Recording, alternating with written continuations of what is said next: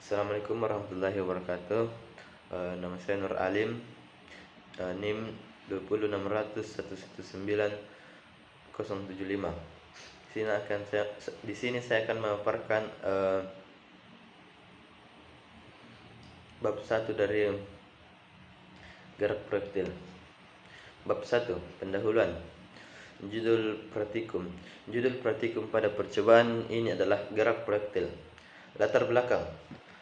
Dalam kehidupan sehari-hari seringkali kita dapatkan fenomena yang sering kita anggap biasa-biasa saja. Namun seorang fisika, kita selalu berpikir bahwa hal itu tidaklah terjadi begitu saja, dan hal itu terjadi karena adanya faktor-faktor yang mengganggu keseimbangan dari sebuah benda atau zat. Salah satu contoh fenomena yang dapat dengan mudah kita dapatkan adalah peristiwa gerak parabola.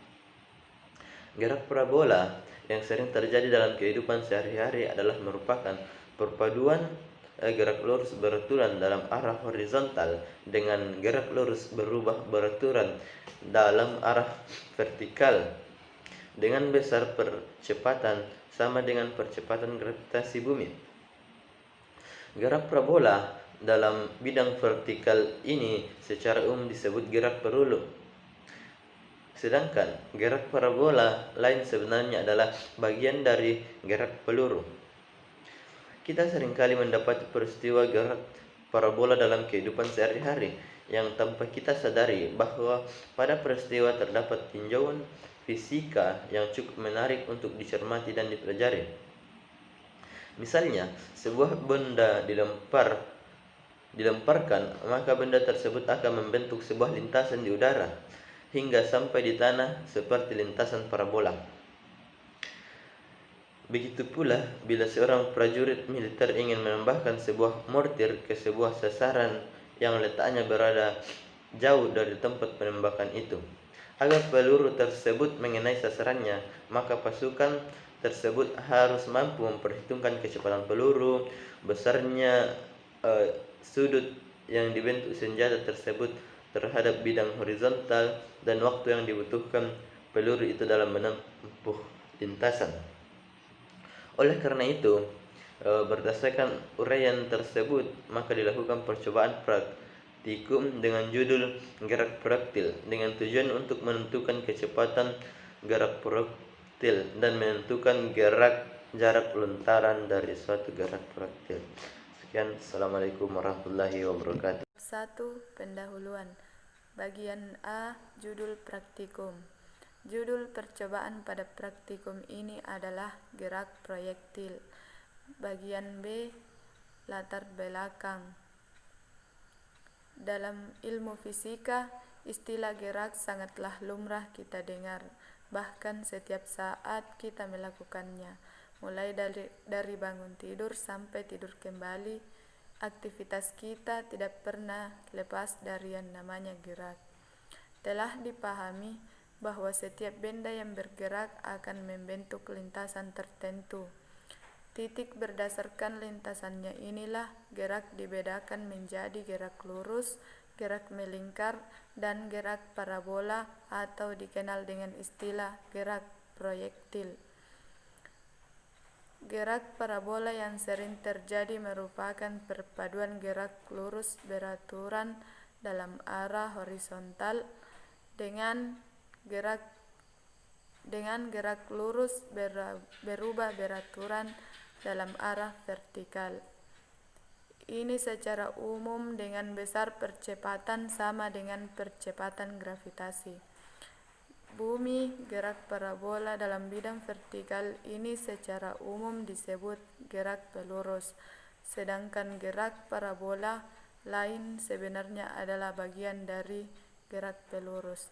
Berdasarkan uraian di atas, maka dilakukan percobaan dengan tujuan untuk menentukan kecepatan gerak proyektil berdasarkan hasil percobaan. Untuk menentukan jarak lontaran pada suatu gerak proyektil sehingga praktikan tidak hanya berteori saja, sehingga mampu mempraktikkan dalam kehidupan. Menentukan jarak lontaran pada suatu gerak proyektil sehingga praktikan tidak hanya berteori saja, sehingga mampu mempraktikkan dalam kehidupan sehari-hari. Bagian C, rumusan masalah. Yang pertama yaitu bagaimanakah mengetahui kecepatan pada gerak proyektil sesuai dengan percobaan. Yang kedua, bagaimanakah menentukan jarak lontaran dari suatu gerak proyektil. Selanjutnya, bagian D, identifikasi masalah. Identifikasi masalah pada percobaan ini adalah kegiatan pertama yaitu menentukan kecepatan jarak pada gerak proyektil dengan ketinggian yang diubah-ubah dengan menggunakan kelereng. Yang pertama, variabel manipulasi yaitu ketinggian mula-mula. Yang kedua, variabel respon yaitu kecepatan dan jarak. Yang ketiga, variabel kontrol yaitu tinggi meja, massa kelereng, dan jari-jari kelereng. Selanjutnya yaitu tujuan percobaan. Tujuan yang ingin dicapai pada percobaan ini yaitu yang pertama, mampu menentukan kecepatan gerak proyektil berdasarkan hasil percobaan, dan yang kedua, untuk menentukan jarak lontaran pada suatu gerak proyektil. Assalamualaikum warahmatullahi wabarakatuh. Perkenalkan, nama saya Jumaria, kelompok 1 golongan B. Di sini saya akan menjelaskan apa-apa saja yang digunakan dalam percobaan gerak proyektil. Adapun alat yang digunakan adalah neraca digital 1 unit, mistar 2 buah, jangka sorong 1 buah, papan lontaran 1 unit, papan lintasan 1 unit, dan stopwatch 1 buah. Adapun bahan yang digunakan dalam percobaan gerak proyektil yaitu pasir secukupnya dan kelereng 1 buah. Nah, adapun prosedur kerja dari percobaan gerak proyektil, yang pertama, menyiapkan alat dan bahan yang akan digunakan. Yang kedua, merangkai alat, di mana kita akan merangkai papan lintasan. Yang ketiga, mengukur ketinggian meja dengan menggunakan mistar. Yang keempat, mengukur diameter kelereng menggunakan jangka sorong. Yang kelima, mengukur massa kelereng menggunakan neraca digital. Yang keenam, melepaskan kelereng pada papan lintasan dengan ketinggian 15 cm. Yang ketujuh, mengukur kecepatan pada kelereng. Yang kedelapan, mengukur jarak kelereng dengan ujung meja menggunakan mistar. Yang kesembilan, mencatat hasil pengukuran pada tabel pengamatan. Yang kesepuluh, mengulangi langkah keenam dengan kecepatan dengan ketinggian yang berbeda-beda. Assalamualaikum warahmatullahi wabarakatuh. Saya di sini Ahmad Irawan akan menjelaskan pembahasan tentang kegiatan 4.1 yaitu menentukan kecepatan dan jarak pada gerak proyektil dengan ketinggian diubah-ubah dengan menggunakan kelereng. Pembahasan pada kegiatan 4.1 ini adalah kayak gerak proyektil. Gerak proyektil adalah gerak 2 dimensi benda yang diperoleh dari percepatan gravitasi. Gerak proyektil juga merupakan gerak 2 dimensi yang bergerak membentuk sudut elevasi tertentu terhadap sumbu datar dan akan membentuk lintasan seperti parabola. Kemudian gerak proyektil juga dapat diartikan sebagai suatu gaya yang diberi kecepatan awal sehingga menentu suatu lintasan yang arahnya sepenuhnya dipengaruhi dengan percepatan gravitasi bumi dan hambatan udara yang ada. Adapun gerak proyektil termasuk dalam golongan kegiatan kinetika adalah suatu teori yang tidak memperhatikan penyebab dari suatu benda bergerak. Gerak parabola merupakan gabungan dari dua komponen gerak horizontal yaitu X dan gerak vertikal yaitu Y. Kemudian berdasarkan percobaan yang dilakukan maka diperoleh suatu data di mana data tersebut menyatakan bahwa derajat kepercayaan yang dihasilkan tinggi. Kesalahan relatif cukup rendah dan persen perbedaan yang diperoleh rendah. Begitupun dengan jarak lontaran yang selisihnya tidak terlalu jauh. Pada percobaan ini, ketinggian yang digunakan berubah-ubah dari percobaan dan analisis yang telah dilakukan terhadap data yang diperoleh. Maka kesimpulan bahwa percobaan yang dilakukan berhasil. Hal ini dibuktikan dengan nilai derajat kepercayaan yang sangat tinggi, yakni rata-rata derajat kepercayaan yang diperoleh sebesar 99%. Mungkin inilah pembahasan dari laporan gerak proyektil. Lebih dan kurangnya mohon dimaafkan. Wabillahi taufiq wal hidayah. Wassalamualaikum warahmatullahi wabarakatuh. Terima kasih. Assalamualaikum warahmatullahi wabarakatuh. Perkenalkan, nama saya Deliska Azhara Putri dari kelompok 1 golongan B.